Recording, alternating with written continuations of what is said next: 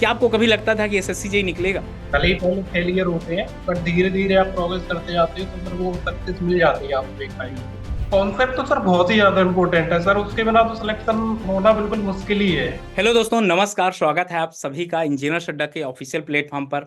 आज ये पॉडकास्ट आप लोगों के लिए बहुत खास होने वाला है, क्योंकि हमारे साथ हैं राहुल, जिन्होंने 48 रैंक हासिल किए हैं एसएससी जेई 2024 के अंदर।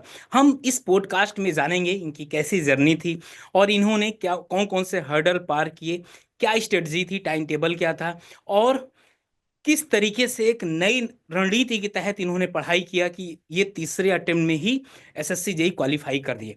तो स्वागत है सबसे पहले राहुल आपका। बिल्कुल सर, धन्यवाद सर आपका। और कैसा फील कर रहे हो अब?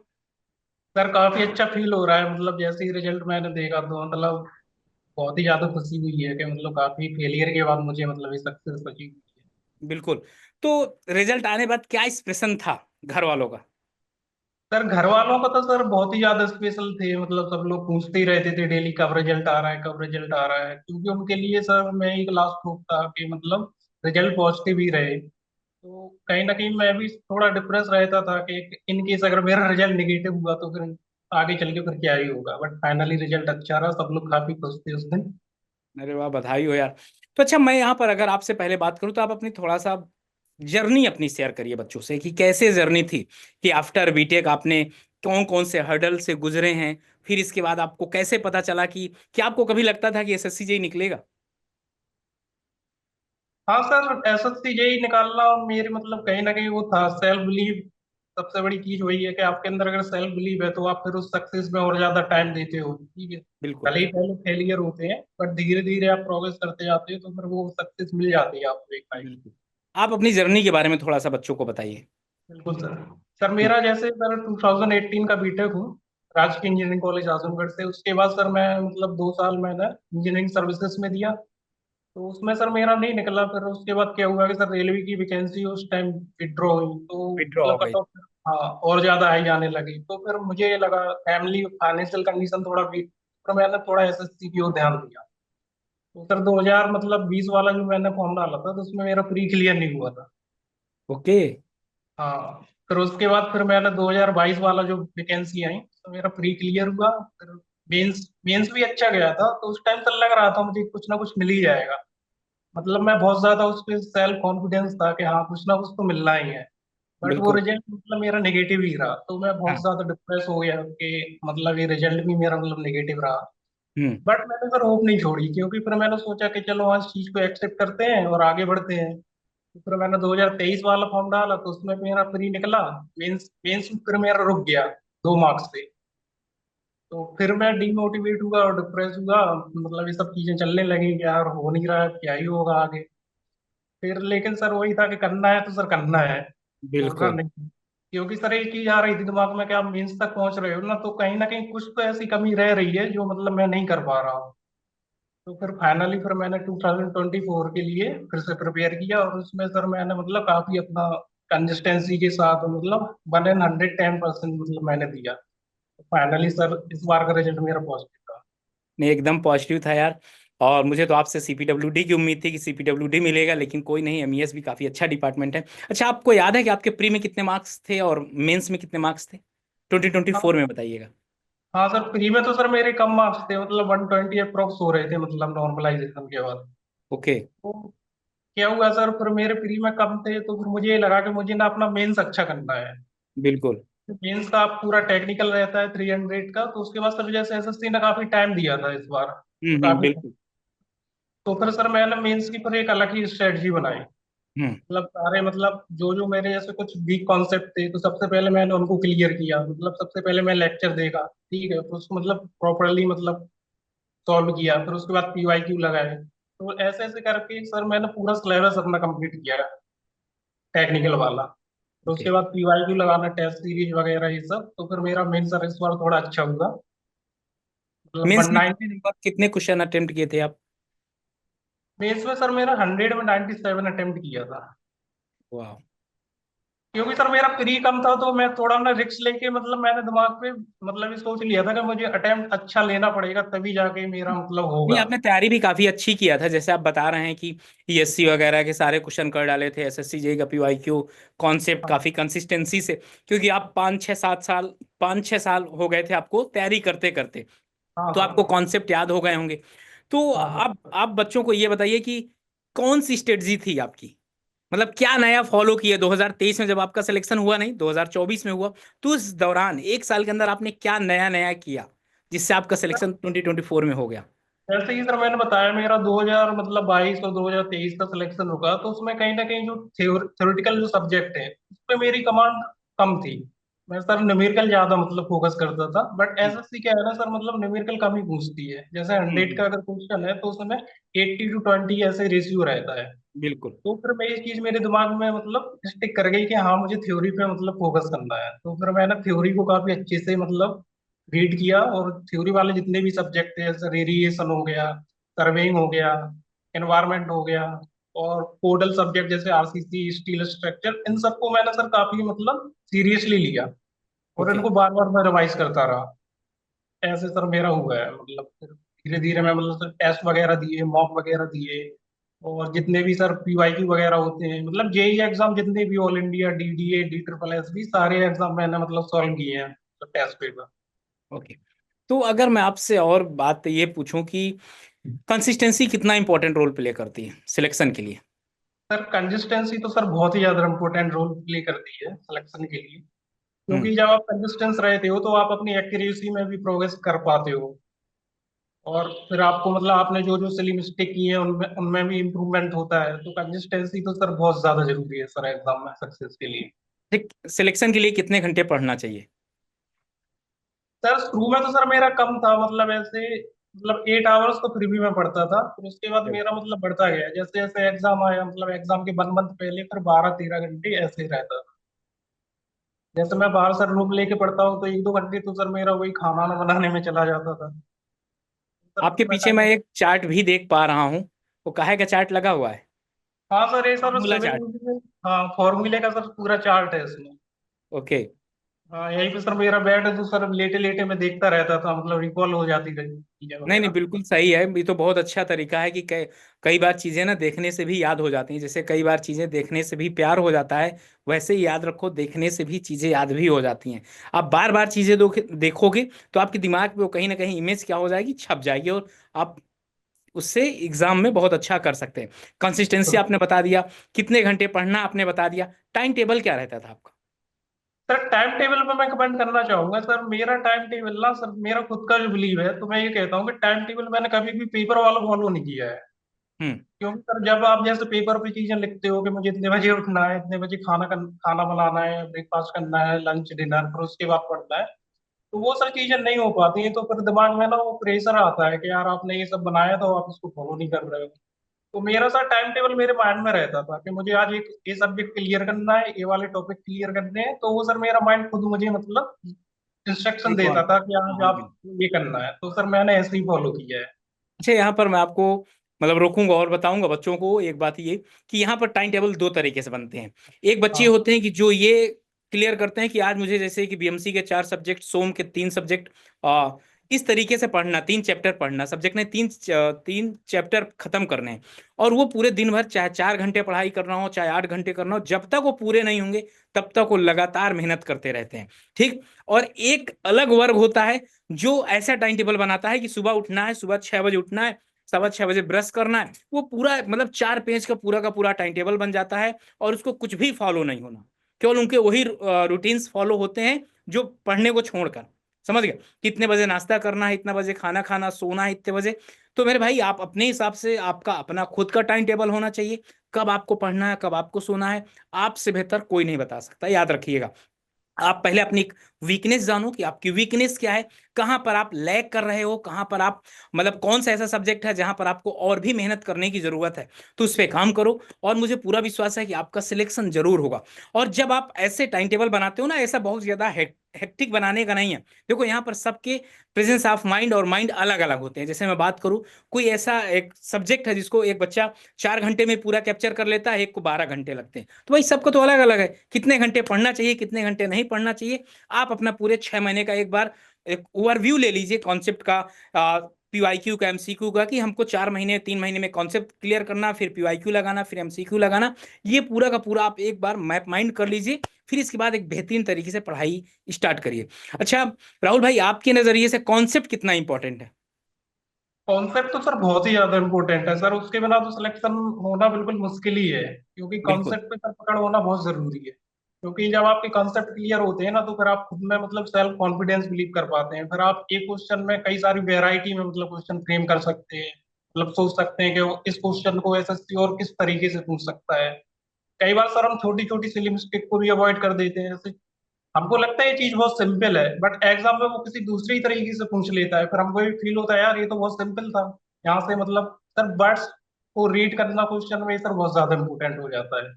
एकदम सही बात है। कोई क्वेश्चन अगर आप करने जाते हैं ना, तो उसको मतलब जैसे 1 मिनट एक क्वेश्चन को टाइम लगता है, तो उसको 30 सेकंड आपको पढ़ने में लगाना चाहिए। हाँ जब भी आप पढ़ें तो अपने आप से पूछें कि और क्या क्या क्वेश्चन इसमें बन सकता है। जब आप अपने रूम पर पढ़ें, बुक के साथ पढ़ें, तो उनमें से आप क्वेश्चन खुद जनरेट कर सकते हैं कि और क्या क्या यहाँ से क्वेश्चन नए नए जनरेट किए जा सकते हैं। जब तक आपके अंदर ये क्रिएटिविटी नहीं आएगी, एग्जामिनर अगर एक दो क्वेश्चन नया डाल देगा ना, तो आप वहीं से फंस जाएंगे और क्वेश्चन नहीं हो पाएगा। रिवीजन कितना इंपॉर्टेंट है राहुल भाई, एग्जाम के रिवीजन पॉइंट तो ऑफ व्यू सर, से? हाँ, रिवीजन तो सर बहुत सारा इम्पोर्टेंट है सर। रिवीजन के लिए मैं बताऊं सर, मैंने ना अपना 1 मंथ दिया है सर इसे पूरा? रिवीजन के लिए। हाँ हम्म। पूरा। जिसमें मैं सारे मॉक लगाता था, टेस्ट सीरीज देता था और उनको एवेल्यूएशन करता था कि कहाँ पे मैंने सिली मिस्टेक की है। तो 1 मंथ मेरा फोकस यही था कि मुझे सिली मिस्टेक कहाँ हो रही। क्योंकि सर सिलेक्शन आपका, जहाँ तक मेरा एक्सपीरियंस रहा है, सिलेक्शन सर सिली मिस्टेक की वजह से ही रुकता है। बिल्कुल बिल्कुल। वही चीज आपको भी पता है, मुझे भी पता है। फिर एग्जाम बाद यही बोलते हैं यार मैंने यार 4 क्वेश्चन में सिली मिस्टेक की है, सामने वाला बोलता है यार मैंने 2 क्वेश्चन में सिली मिस्टेक की है। और सर एक क्वेश्चन ही मतलब काफी ज्यादा इंपोर्टेंट हो जाता है। बस एक सिलेक्शन, एक क्वेश्चन से सिलेक्शन रुक जाता है। हाँ जैसे सर आपका एक लास्ट क्वेश्चन ईयर जो, 2023 में अगर 2 क्वेश्चन सही हो जाते, तो आज हाँ आपका सर, पिछले साल ही सिलेक्शन हो गया होता। सर हो जाता है। तो टेस्ट और सर सीरीज मैं कितना इंपॉर्टेंट रोल प्ले किया? क्या सर, टेस्ट सीरीज कितना इंपॉर्टेंट रोल प्ले किया? सर टेस्ट सीरीज तो बहुत ज्यादा इंपॉर्टेंट रोल प्ले की है सर। टेस्ट सीरीज का सर ये रहा है ना कि सर मतलब ये आपको ये पता चलता है कि आप एग्जाम में मतलब बैठ रहे हो एक प्रकार से, तो आपको मतलब कितना आप मार्क्स उसमें ला पा रहे हो, उसको आप देख रहे हो। मेरा इंप्रूवमेंट हो भी रहा है, मैं बस दिए जा रहा हूँ नाम के लिए। टेस्ट सीरीज तो सर बहुत ज्यादा इंपॉर्टेंट है। बहुत ज्यादा। अच्छा, टेस्ट सीरीज यहाँ पर कुछ ऐसे बच्चे होते हैं ना, टेस्ट सीरीज कर तो लेते हैं, लेकिन उसमें ये नहीं पता चलता, बस वो अटेम्प्ट कर लेते हैं, उसका कभी भी हाँ एनालिसिस नहीं करते कि कहाँ पर हाँ। गलती हुई, क्यों हुई, कैसे हुई, इसको कैसे इंप्रूवमेंट करना है। जब तक ये हाँ सारी चीजें आप अपने दैनिक जीवन में नहीं लाएंगे, टेस्ट सीरीज देते समय, तब तक कोई भी इंप्रूवमेंट नहीं होगा। जैसे सर टेस्ट सीरीज का सर मैं अपना बता रहा हूँ। जैसे हम लोगों का सर एक ग्रुप था सर, ठीक है, हम्म। तो उसमें से मतलब मेरे कुछ फ्रेंड है, 7-8 लोगों का ये सब ग्रुप बना था। तो हम लोग सर आपस में डिस्कस करते थे कि जैसे टेस्ट सीरीज दी है तो एक दूसरे को भेजना, यार मुझे इस क्वेश्चन में डाउट है, तो वो मुझे बता देता था। जो क्वेश्चन मुझे आता था तो मैं उसको बता देता। तो ऐसे सर हम लोग आपस में मतलब चीजें सॉल्व करते थे। तो बिल्कुल। सर फ्रेंड सर्किल होना एक बहुत बड़ी चीज है सर। लेकिन तभी लिमिटेड होना बहुत जरूरी है। हाँ सर। रील्स भेजने वाला फ्रेंड सर्कल नहीं चाहिए। नहीं नहीं सर, बिल्कुल नहीं सर, सीरियस स्टूडेंट होने चाहिए। आपका फ्रेंड सर्कल बिल्कुल। बहुत मैटर करता है आपकी एकदम सक्सेस सही ऑफ बात। जर्नी टाइम पे। और मुझे ऐसा लगता है कि आपके ग्रुप में 90% बच्चे सिलेक्ट भी हुए हैं। हाँ सर, काफी लोगों का सिलेक्शन हुआ है। मतलब कुछ लोग हाँ सर पहले ही से सिलेक्टेड थे। मतलब ऐसे लास्ट ईयर एक फ्रेंड है मेरा ऋषभ, उसका हाँ। सर उसका भी हो गया है, वो एफसीआई में मतलब ज्वाइन कर लिया है। इस बार भी उसका एमईएस में हो गया है। ओके। तो सर कहीं ना कहीं सर आप देखते हो, जब आपके ग्रुप में किसी का होता है तो आपको मतलब एक सेल्फ मोटिवेशन फील होता है कि यार ये कर सकता है तो मैं भी कर सकता हूँ। एमईएस तो आपका फाइनल डेस्टिनेशन नहीं है, अगला टारगेट आपका क्या है? अगला टारगेट सर मेरा सीपीडब्ल्यूडी है, उसके बाद सर स्टेट एई एग्जाम। कौन सा है, यूपीपीएससी यही? हाँ सर, यूपीपीएससी एई। आप लगिए एकदम, आपका सिलेक्शन होगा। तो एक चीज ये बताइएगा, जब जब से आपका सिलेक्शन हुआ है, तब से लोगों का जो नजरिया है आपके रिस्पेक्ट में काफी चेंज दिखने को मिला है आपको? हाँ सर, वो तो है सर, काफी लोगों का मतलब कुछ तो सर ऐसे ऐसे लोग हैं जो कभी बात नहीं करते थे, सडनली विश कर रहे हैं कि हाँ भाई हमारा तो होना ही था ये सब। अब मैं कहा थैंक यू भाई, कहीं ना कहीं आप सबका ही आशीर्वाद था जिसकी वजह से मैं ये कर पाया बिल्कुल हूँ। बिल्कुल। तो यहाँ और पर सर हाँ जी बताइए। लास्ट मोमेंट में मैं ये भी कहूंगा सर, मेरा सर फैमिली का सपोर्ट सर बहुत ज्यादा मैटर करता है। इसमें ऐसे मेरे फादर्स हो गए, मदर्स, और मेरा छोटा भाई सर, इन लोगों ने सर काफी मुझे ट्रस्ट दिलाया कि नहीं नहीं मतलब मैं पैसे दे रहा हूँ ना, आपको सिर्फ पढ़ना है। तो सर मैं सर उन्हीं के ट्रस्ट पे कहीं ना कहीं आगे चढ़ के सक्सेस अचीव कर पाया हूँ। आपकी आर्थिक स्थिति भी काफी खराब थी। हाँ सर, और सर मेरे मझले पापा जो हैं सर हरिदास भास्कर, मैं उनका नाम लेना चाहूंगा, हरिदास भास्कर, और सर फैमिली में से पीएन दिनकर, के भैया, इन ओके। लोगों ने सर मेरा सर काफी सपोर्ट किया है सर फाइनेंशियली। मतलब हर टाइम सर जैसे पैसे से नहीं रहते थे तो सर ये लोग मतलब हेल्प कर देते थे। और स्पेशली सर मैं कुछ एक दो फ्रेंड्स हैं उनका भी मतलब आप यहाँ से मतलब बोलना चाहूंगा, जैसे बिल्कुल हर्षित हो बिल्कुल। गया, रामवीर, आकाश, और भी एक दो लोग और हैं। मतलब इन लोगों ने सर काफी मतलब फाइनेंशियली मेरी हेल्प की है। और सर मुझे ना मोटिवेट सर कराया है कि नहीं भाई तुम कर सकता है, यहाँ तक पहुंच रहा है तो मतलब कुछ ना कुछ मतलब हो जाएगा, इस बार तो हो ही जाएगा।